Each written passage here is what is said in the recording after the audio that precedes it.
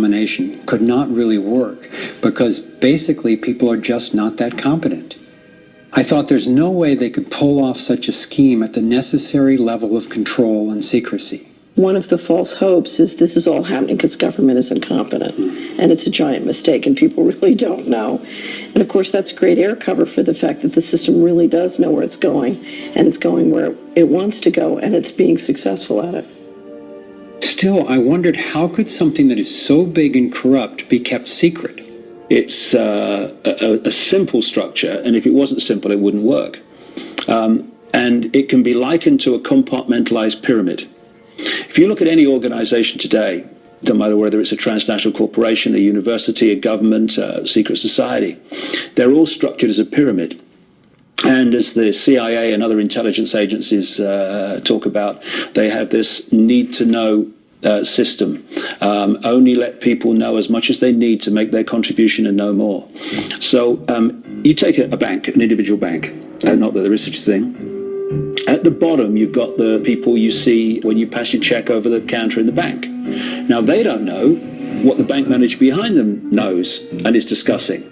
They only know what they need to know to do their job. The bank manager in the office behind them, he doesn't know or she doesn't know what's happening at the next level, and they don't know what's happening at the next level. And eventually, you've got a tiny few people at the peak of the pyramid of that banking structure. They're the only ones that know what the real agenda of the bank is and what the direction is that they're going and why. This kind of compartmentalization explains how the Manhattan Project, which developed the atom bomb in World War II, was kept secret despite having 130,000 people working on it. When I first let in the scale and the intentions of the agenda, I felt like I had the flu for about 2 weeks. But then it dawned on me. Here was this well-planned, well-orchestrated attempt to squelch human potential, and still our brilliance shines through. Even though we've been systematically distracted and repressed, people have come up with innovative, ingenious solutions to a huge number of the problems that we face. It's not our fault that we didn't recognize how organized and intentional this scheme is. It's our challenge. I looked at the kind of world the controlling elite have already given us, and I had to ask, what kind of world would we be living in if they had absolute and complete domination over everyone, everywhere? In this new world order of theirs, a tiny number of people would exercise total control over the lives of everyone through a system of intrusive surveillance, violent suppression of dissent, and debt slavery. Imagine tiny islands of opulence surrounded by a sea of misery, where the mission of the military is to protect the haves from the have-nots. I've come to believe that their endgame is truly ominous, and that they will stop at nothing to continue implementing their plan. As difficult as it may be for Americans to accept, I'm now convinced the agenda of the global elite includes destroying the financial strength and sovereignty of the United States. With its history of free speech and armed revolt, America represents the major hurdle to global consolidation of power. If they can succeed in bringing down this country, I believe the international elite intend to transfer the power and productivity of Americans to their one-world dictatorship, gradually taking over our lives in what David Icke calls the totalitarian tiptoe. Think about it. They've got us so deep in debt we can never repay it. They're collapsing the dollar, and they're attempting to replace it with a global IMF currency. This press for a global cashless electronic currency would enable a central authority to financially disable any individual or group in an instant. Now, for the first time in history, international taxes are being proposed under the pretense of addressing climate change. Like a Trojan horse, the suggested treaty unveiled at the 2009 Copenhagen Climate Conference appealed to our concern for the environment while distracting us from the fact that this unprecedented carbon tax would be paid to the World Bank and enforced by global police. There are ways to address our obvious need to curtail pollution without creating a tax base for tyranny. You want to change society in a way that you know that if you do it openly, you know you're going to get an adverse reaction. So you don't do it openly. You play problem, reaction, solution. Stage one, you create a problem. It could be a terrorist bomb. It could be a 9/11. It could be a run on a currency. It could be a stock market collapse, a government collapse. You tell the people your version of A, who did it, and B, why.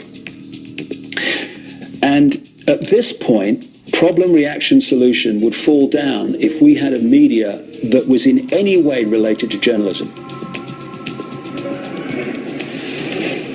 Instead, the mainstream media is a public relations office for the official version of events. Turns out President George W. Bush was right about Saddam Hussein hiding weapons of mass destruction. The virtually only way or source of information that the public have about this event is from the mainstream media. And what they're looking at stage two of problem, reaction, solution is the reaction of outrage, of key fear. And they want the public to say to the government, something must be done, this can't go on, what are you going to do about it? And this allows stage three, which is those who've created the problem, glean that public reaction with a false story, to then openly offer the solutions to the problems they have themselves created. The idea of using tragedy, manufactured or simply utilized, was deeply significant in my finally understanding how far these people will go to achieve their goals. It's a documented fact that we entered the Vietnam War under false pretenses. Former Secretary of Defense Robert McNamara has acknowledged that the attack on a ship in the Gulf of Tonkin didn't actually take place. Our judgment that we'd been attacked that day was wrong. It didn't happen.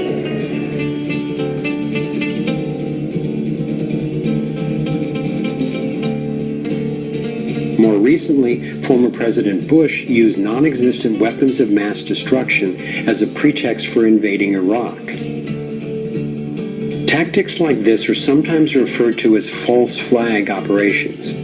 An increasing number of people believe that 9/11 was a false flag operation by the global elite in order to set the stage for taking over Middle East oil and dismantling U.S. constitutional protections. There are lives in the balance.